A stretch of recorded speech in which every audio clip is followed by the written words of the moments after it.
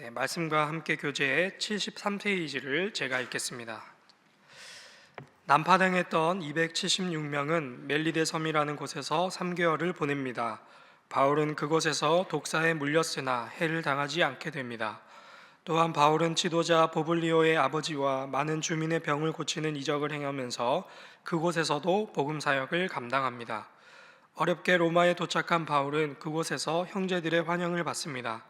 바울은 유대인 중 높은 사람들을 청하여 자신이 결박당한 것은 조상의 관습을 배척한 것 때문이 아니라 복음에 충실하고 이스라엘의 소망 때문이라고 말합니다. 이후 바울은 로마의 자기 셋집에 2년간 머물면서 자기에게 오는 사람을 영접하고 하나님의 나라와 주 예수 그리스도에 관한 모든 것을 담대하게 증거합니다. 네, 날씨가 많이 춥지요? 네, 우리 하나님께서 따뜻함의 은혜를 우리 모두에게 더해 주시기를 주님의 이름으로 축복합니다. 오늘 말씀을 살펴보기 전에 어제 우리가 읽었던 27장의 내용을 간략히 요약해 보도록 하겠습니다. 사도 바울이 긴 변론을 끝내고 드디어 로마로 압송되게 되었습니다. 배를 타고 항해길에 오르게 되었는데 잘 가다가 유라굴로라고 하는 큰 광풍을 만나서 큰 위기를 만났고 결국에는 배가 파선하게 됩니다. 하지만 그럼에 배가 파선되었음에도 불구하고 하나님께서는 사도 바울과 바울의 일행 그리고 그 배에 있던 모든 선원들을 지키셔서 배가 파선되었음에도 불구하고 단 한 사람도 생명을 잃지 않게 되었습니다.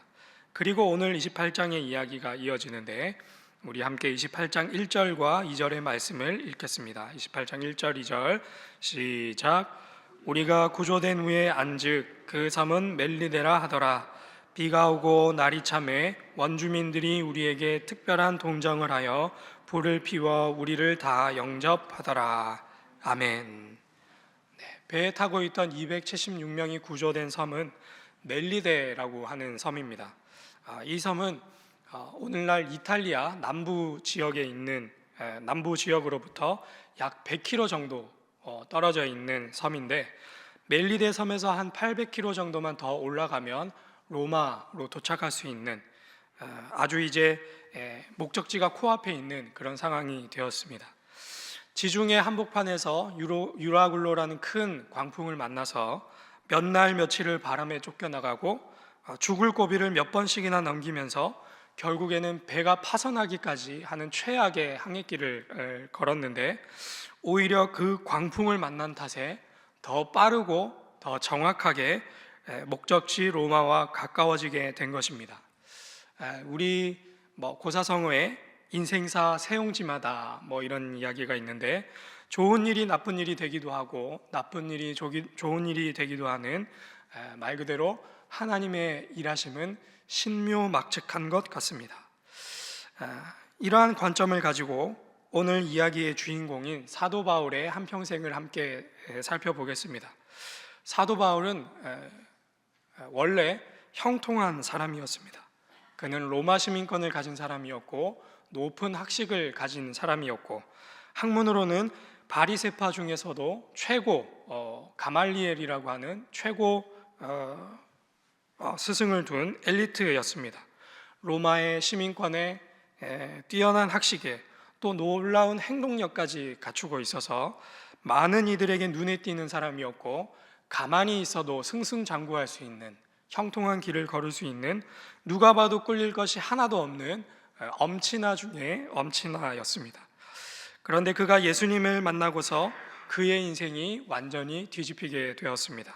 다메섹으로 가는 길에서 예수님을 만난 이후로는 그가 가는 곳곳마다 시비가 걸렸고 사건 사고가 끊이지 않았으며 사람들에게 매질당했고 감금당했고 쫓겨났고 추웠고 헐벗었고 굶주렸고 심지어는 교회의 성도들에게 배척과 무시를 당할 때도 있었습니다. 형통한 삶을 살고 있었는데 예수님을 만나서 참 진리이신 예수님을 만나 따르게 되었으면 그의 인생이 그 이전보다는 더하지는 못할지언정 덜하지는 않아야 할 텐데 예수님을 만난 이후로 그의 여정은 형통한 인생이 아니라 좌충우돌 어느 것 하나 순탄하게 흘러가는 일이 없는 그러한 인생이 되었습니다. 그런데 그래서 오히려 바울에게 더 큰 은혜가 있었습니다. 예수를 따르던 사도 바울의 인생길이 형통하지 않았기에 오히려 순간순간마다 발길을 옮기는 곳곳마다 매질당할 때마다, 쫓겨날 때마다, 감금당할 때마다, 추울 때마다, 헐벗을 때마다, 굶주릴 때마다 도우시고 입히시고 먹이시고 건지시는 하나님의 은혜가 가득했던 것입니다.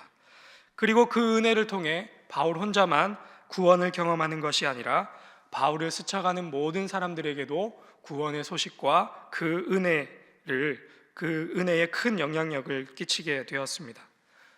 바울의 인생을 정리하자면 바울의 형통함이 아니라 바울의 곤고함을 통해 은혜를 경험했고 그 은혜를 통해 많은 사람들이 구원을 경험했다라고 정리할 수 있겠습니다. 27장에 기록됐던 대로 바울이 탔던 배가 그저 순탄하게 흘러갔으면 어떻게 되었을까? 그 배에 타고 있던 273명의 사람들은 사도 바울을 그저 죄인으로만 취급했을 것입니다. 하지만 배는 순탄하지 못하게 파선했고 그럼에도 불구하고 바울과 그 일행이 생명을 건짐으로써 그 배에 타고 있던 사람들이 하나님의 존재를 그리고 사도 바울의 존재를 깨닫게 되었습니다. 오늘 우리가 읽었던 사도행전 28장에도 비슷한 일이 일어납니다. 사도 바울이 도착한 멜리데 섬에서도 이와 비슷한 일이 일어나는데 우리 함께 3절의 말씀을 읽겠습니다. 3절의 말씀 시작. 바울이 나무 한 묶음을 거두어 불에 넣으니 뜨거움으로 말미암아 독사가 나와 그 손을 물고 있는지라. 아멘. 기가 막힌 일이 일어났습니다. 겨우 파선한 배에서 육지로 올라왔는데 육지로 올라오자마자 사도 바울이 그냥 뱀도 아니고 독사에게 손을 물리게 되었습니다. 우리가 오늘 읽었던 본문에서는 사도 바울이 너무 태연하게 뭐야 하고 그냥 이렇게 털어버리는 바람에 별것 아닌 일로 생각할 수 있겠지만 요즘에도 독사에 물려서 응급처치를 제대로 하지 못하면 생명이 위태위태하는데 이때 당시에는 말할 것도 없을 것입니다. 파손된 배에서 나오자마자 독사에 물려서 죽을 수밖에 없는 그런 상황이 된 아주 기가 막힌 상황이 일어나게 된 것입니다. 사도 바울이 독사에 물린 것을 본 멜리데 섬의 원주민들은 4절에서 바울이 살인죄를 저지른 죄인이라 그래서 그가 신으로부터 벌을 받았다라고 생각하게 됩니다. 그런데 그 이후로 어떻게 되죠? 사도 바울이 아무렇지도 않은 듯 독사를 털어내어 버리고 멀쩡했고 몸이 붓지도 않고 생명이 위태해지지도 않았습니다. 그리고 이 소식이 멜리데 섬에 전해지게 되었습니다. 그래서 신으로부터 벌을 받았다라고 생각했던 그 원주민들이 이제는 바울은 신이다라고 생각할 정도로 생각이 완전히 바뀌게 되었습니다. 이 소식을 전해들은 그 섬에서 가장 높은 사람 보볼리오라고 하는 사람이 바울을 영접하고 또 영접받은 바울이 보볼리오의 부친의 열병을 고치는 일을 함으로써 그 섬에서 바울은 이제 죄인으로서 취급받는 것이 아니라 칭송받는 존재가 되었습니다. 본문에는 명확하게 기록되어 있지 않지만 아마도 이 일을 통해 멜리데 섬의 많은 이들이 예수님을 영접하게 된 것으로 우리는 생각해 볼 수 있겠습니다. 멜리데 섬이 구원받은 이야기, 만약에 바울의 인생이 형통하여 뱀에 물리지 않았다라고 한다면 일어나지 못했을 일이지 않았을까 생각해 봅니다. 그래서 오늘 함께 기도할 첫 번째 기도 제목은 사도 바울처럼 형통함이 있는 자가 아닌 하나님의 은혜가 있는 자가 되게 하소서입니다. 사도 바울처럼 형통함이 있는 자가 아닌 하나님의 은혜가 있는 자가 되게 하소서. 사도 바울처럼 형통함이 있는 자가 아닌 하나님의 은혜가 있는 자가 되게 하소서.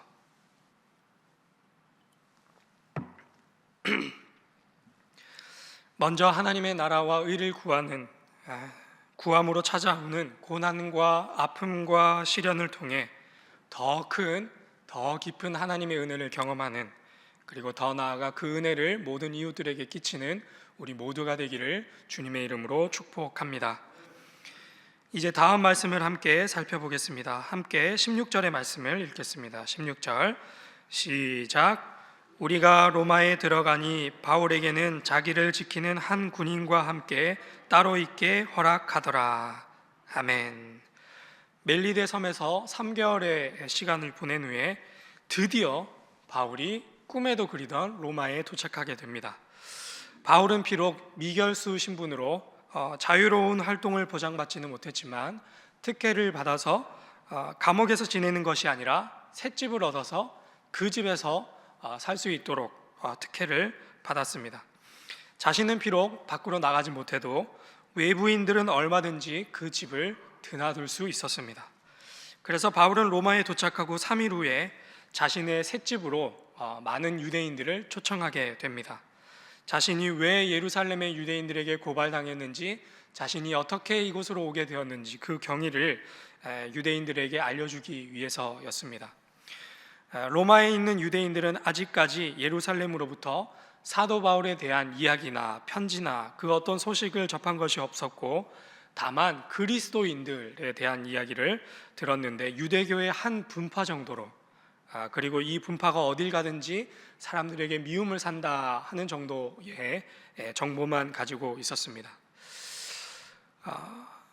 가택연금된 선교사, 이렇게 제가 한번 정리를 해보고 싶은데요.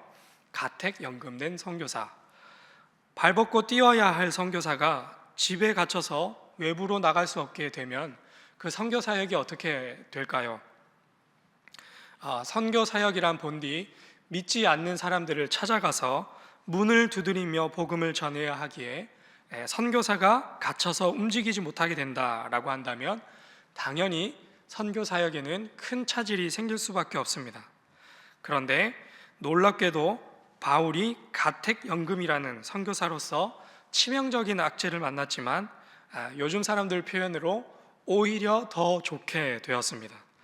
지금까지는 사도 바울이 온갖 고초와 수모와 고난과 여러 가지 어려운 일들을 감당하면서 선교지로 발걸음을 옮겼고 선교 사역을 감당했다라고 한다면, 이제는 오히려 많은 사람들이 사도 바울을 찾아와서 복음에 대한 이야기를 듣게 됩니다.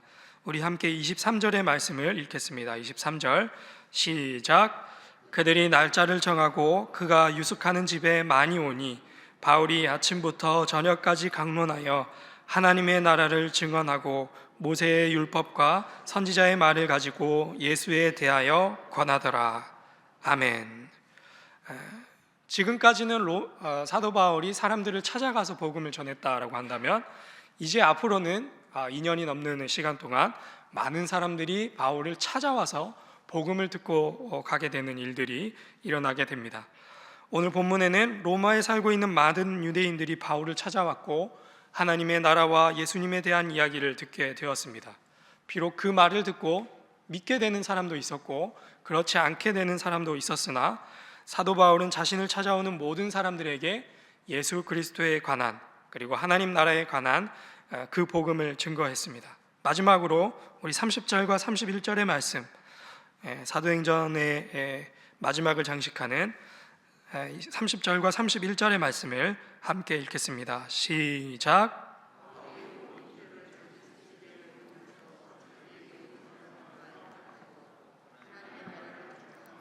주 예수 그리스도에 관한 모든 것을 담대하게 거침없이 가르치더라. 아멘. 사도 바울은 로마에서 얻은 이 셋집에서 2년 동안 옥중서신이라고 하는 신약의 여러 편지들을 썼고, 또 찾아오는 모든 이들에게 복음을 증거합니다.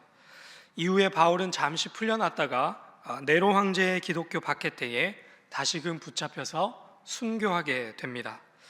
하지만 바울이 몇 번에 걸쳐서 지중해 일대를 누비며 전했던 복음, 또 오늘 우리가 읽은 본문에서 로마 감옥에 갇혀 있으면서도 담대히 전했던 그 복음의 씨앗이 얼마 지나지 않아서 모든 로마 제국을 뒤덮었고 유럽 문명을 기독교화 시키는 놀라운 열매를 맺게 됩니다. 이렇게 사도행전의 이야기가 마무리가 됩니다. 우리가 1장부터 살펴보면서 사도행전에는 또 다른 별명이 하나가 있는데 무슨 행전이라고 했었죠? 네, 성령행전.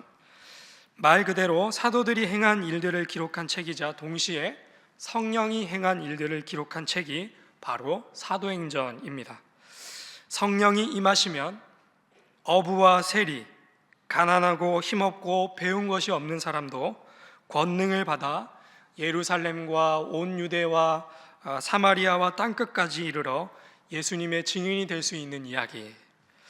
성령이 임하시면 사람을 죽이는 일에 앞장섰던 그 추악한 죄인도 구원을 받아서 감옥에 갇혀 죽기까지 예수님의 증인이 될 수 있는 이야기.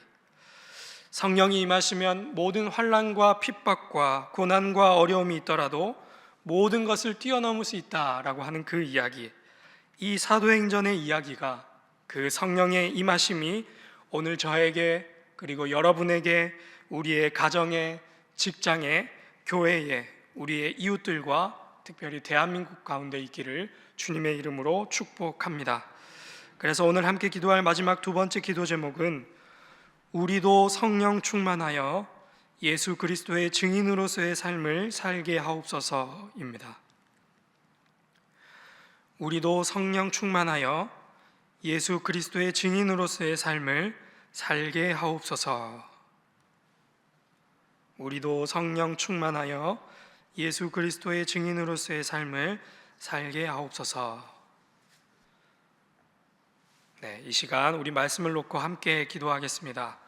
먼저 첫 번째 기도 제목은 사도 바울처럼 형통함이 있는 자가 아닌 하나님의 은혜가 있는 자가 되게 하소서 기도하시고, 두 번째로는 우리도 성령 충만하여 예수 그리스도의 증인으로서의 삶을 살게 하옵소서 기도하시고, 오늘은 특별히 교회를 위해 기도하시고 또한 지방 일정 중에 있는 위임 목사님을 위해 우리 한마음 한뜻으로 주님 앞에 기도하겠습니다.